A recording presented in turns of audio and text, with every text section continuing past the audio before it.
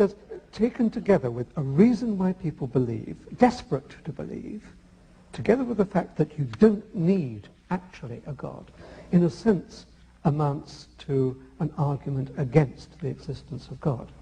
Well, I guess I don't see that. I mean, why doesn't that commit the genetic fallacy of trying to say that by explaining how a belief originates, you thereby show the belief to be false?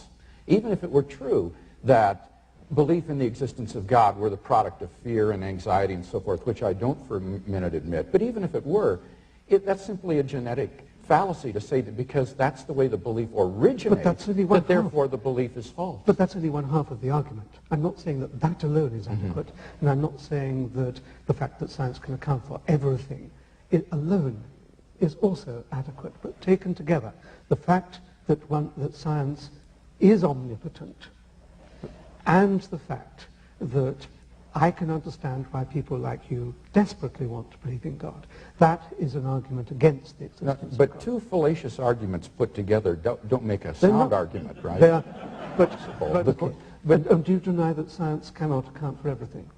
Yes, I do deny that science So what can't it account for? Well, had you brought that up in the debate, I had a number of examples that I was going to give. I think there are a good number of things that cannot be scientifically proven, but that we're all rational to accept. Let me list 5. Logical and mathematical truths cannot be proven by science. Science presupposes logic and math, so that to try to prove them by science would be arguing in a circle.